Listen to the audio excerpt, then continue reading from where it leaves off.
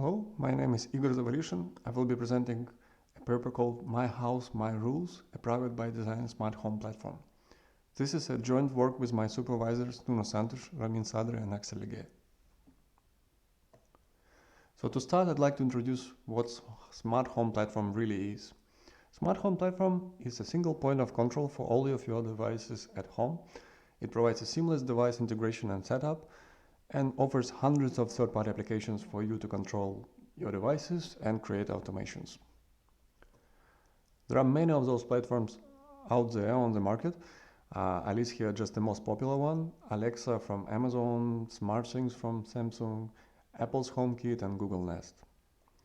While there are many of those platforms, they all employ the same approach, which I call ABCD. Always be collecting data.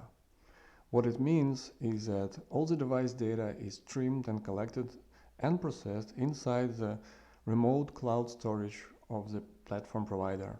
Users, however, have little to no access to that data and rarely have a clear understanding of why this data is being collected, how it is being used, and who it is shared with. This creates an obvious privacy and security concerns among the users and creates a lot of fears. And these fears are well justified by the news headlines, such as ones talking about accidental data release, massive data leaks, and unauthorized data sharing. And in general, platforms were found to be insecure and vulnerable to multiple attacks. So over the last few years, researchers have proposed various systems that address security and privacy properties of those platforms. Here I list just a few of those. Common among those proposed solutions is the threat model, in which they consider third-party application developers as malicious, but the platform provider itself is considered trusted. We believe that both those parties can act maliciously and should be addressed in a threat model. And that's exactly what we do with our proposed system, which we call PatrIoT. PatrIoT provides a private by design IoT platform in which users retain full control over the device data and can enforce the privacy and policy and security policies for data sharing and processing. Apps that they install must strictly follow those rules, otherwise they will be blocked. Here we have an overview of the system model of PatrIoT. PatrIoT software stack runs inside a memory-isolated environment provided by Intel SGX.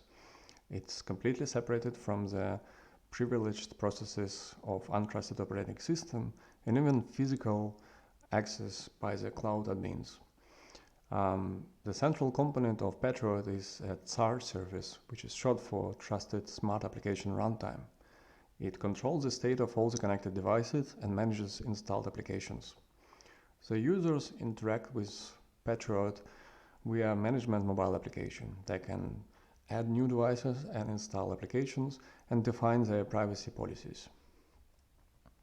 Now, we envision that PatrIoT is distributed by the open and maintained by the open community of developers, and also distributed as a Docker image, which offers anyone who wants to use it opportunity to install it on their own machines or servers, or use a public cloud infrastructure like the one provided by Microsoft, confidential computing with SGX support. Now, PatrIoT offers a new programming model to structure and build smart home applications. And it's important to understand why we need a new novel model for that. Existing smart home platforms usually rely on a so-called permission-based access control, which proved to be useless in protecting privacy of the users. This is mainly due to the fact that that model allows to control the devices that the application can access and interact with, but not their data processing and sharing capabilities. This results in situation in which applications gain more privileges than they actually need to perform a given task, and they can freely leak sensitive sensor data without user awareness.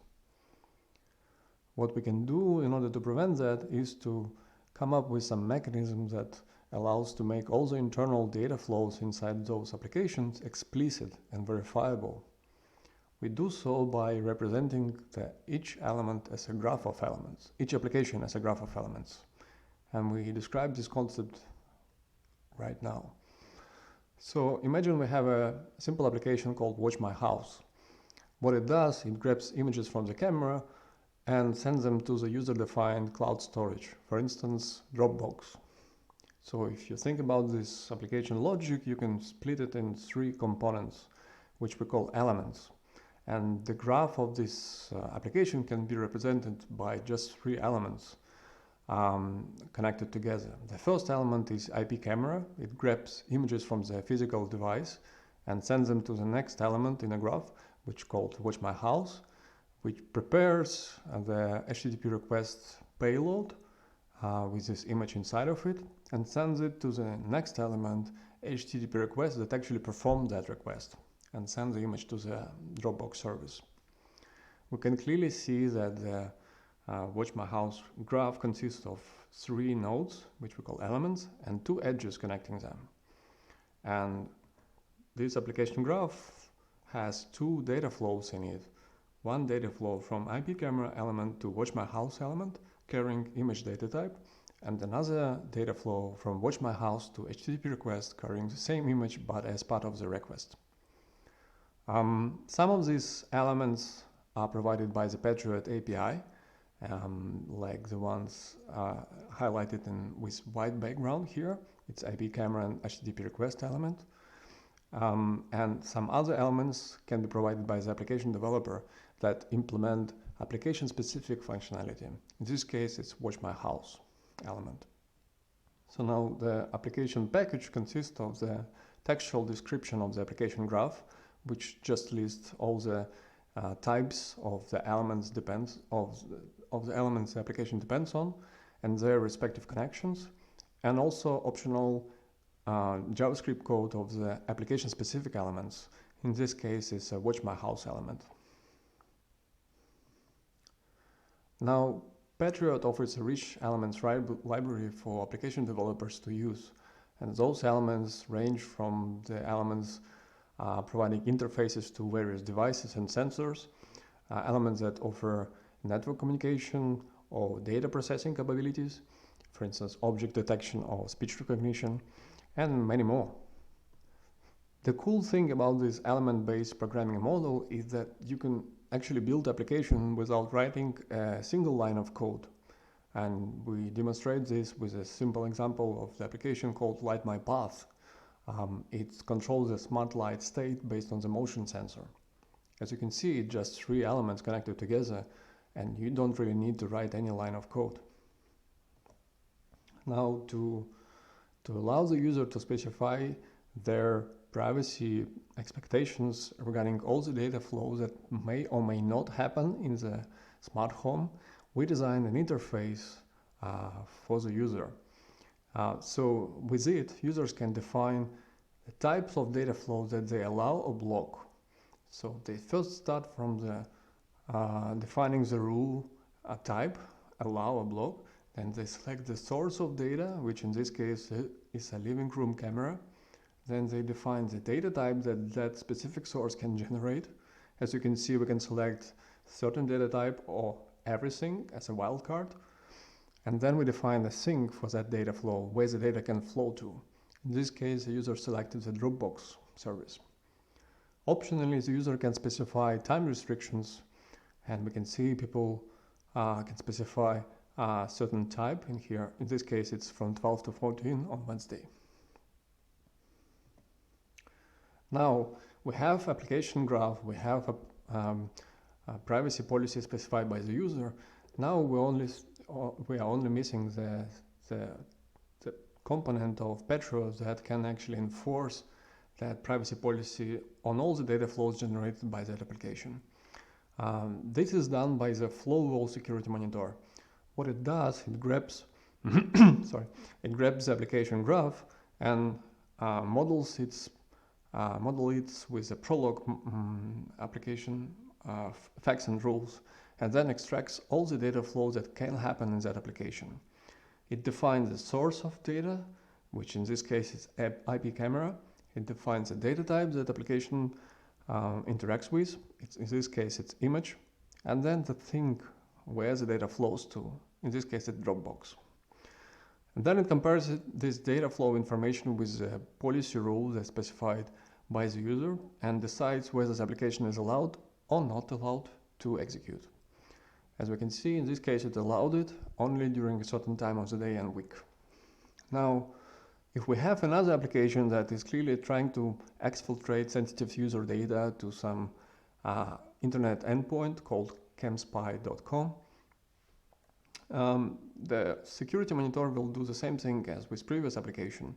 It will extract the source of data flow, which in this case is IP camera, extract the data type, image, and thing, camspy.com. Since the thing is not allowed by the privacy policy specified by the user, security monitor will block this application. Now I will describe the implementation details of PatrIoT. PatrIoT was implemented in JavaScript. It runs on top of Node.js with V8 engine. The UI for the user to specify the privacy policy and sets up applications and devices was developed with React. We rely on SCOAN library operating system to run PatrIoT software stack inside SGX trusted execution environment, and we use SCOAN's provided remote attestation procedure at any time we start PatrIoT, and we distribute PatrIoT as a Docker image. Here is an overview of software stack of PatrIoT. As you can see on the top, we have elements of the Watch My House applications. Note that application-specific element provided by developer runs inside Sandbox to limit its access to sensitive sensor data. Application elements can interact with each other only through the connections defined in the graph and through the event bus. And also they can interact with device drivers provided by the PatrIoT software. Here on the left we have runtime manager that controls the elements of application, sets them up and sends connections between them. We have flowwall security monitor that determines the execution state of each particular application, depending on whether it violates or not the privacy policy of the user. On the bottom here we have Node.js binary that was cross-compiled against SCOAN libraries. And we have application packages and user configs on the bottom. Now here is how the UI for the user looks like. It closely follows the design we described previously. Now we evaluated PatrIoT on 3 fronts. First, we checked its performance when running inside SGX and outside of it. We evaluated the policy's expressiveness and its ability to express potential user concerns regarding data flows in their smart homes. And we evaluated the usability of PatrIoT. For this study, we came up with a smart home scenario with 10 devices deployed in it, and we developed 20 PatrIoT applications. For the testbed, we used 2 powerful machines with Ubuntu installed on it and latest version of Docker engine and Intel SGX driver with latest security patch. In terms of system initialization time, we see that most of the time is consumed for the attestation procedure, which reaches almost 14 seconds. And this time is mostly taken by communicating with attestation service provided by SCOAN and decrypting the PatrIoT core files. We have PatrIoT core files encrypted in the Docker image container because we want to ensure the integrity and authenticity of those files. Now, to evaluate the maximum throughput that PatrIoT can support, we perform a load test and we compare PatrIoT running inside SGX and outside SGX. And also we have Apache Web Server running on the same machine just for the reference. We see 5 times decrease in the throughput when running PatrIoT inside SGX. This is mostly due to the fact that SCOAN is not optimized for network-intensive applications like PatrIoT, but still the throughput we've got is more than enough for typical smart home traffic. In terms of application performance, we see no significant differences when running inside and outside SGX. The average runtime difference is 13 milliseconds. We see the same thing for the verification time, with only exceptions of applications that have quite a complex graph, but still the verification takes less than 70 milliseconds for those applications. Now, to see how flexible the privacy policy rules language is, we defined several policies that made sense for the use case scenarios that we described previously. As you can see, here we can use wildcards to define all the potential data types from all the potential devices and restrict data flows to the web.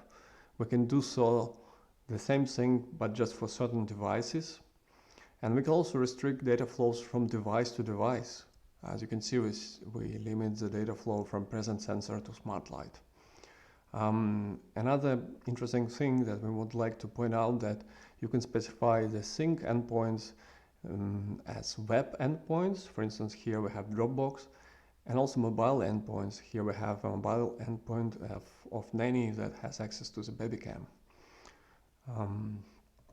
In terms of usability, we performed a user study with 45 participants, mostly from our department. The user study had 2 stages. In the first one, we just wanted to understand the privacy preferences of people with regards to case study scenario. And the second stage was more practical. In it, we asked people to specify policy rules, install and verify a certain application. In terms of privacy preferences, users were mostly concerned with internet flows and were rarely concerned with the data flows that appear inside smart home environment from device to device. And that was mostly in line with our expectations and results of previous studies. In terms of user experience, we were quite happy to know that almost 83% of participants found PatrIoT to be easy to use. And that was quite encouraging because most of the privacy-oriented solutions nowadays have a rather complex interface which requires certain expertise from their users. This is clearly not the case for PatrIoT. Now I will leave you with just a few takeaway points. PatrIoT offers a private by design platform which provides an element-based programming model to make all the data flow explicit. It offers a fine-grained data flow control and a mechanism to enforce privacy policies of the users. I'm happy to announce that PatrIoT is open source and it's available by the following link. Thank you.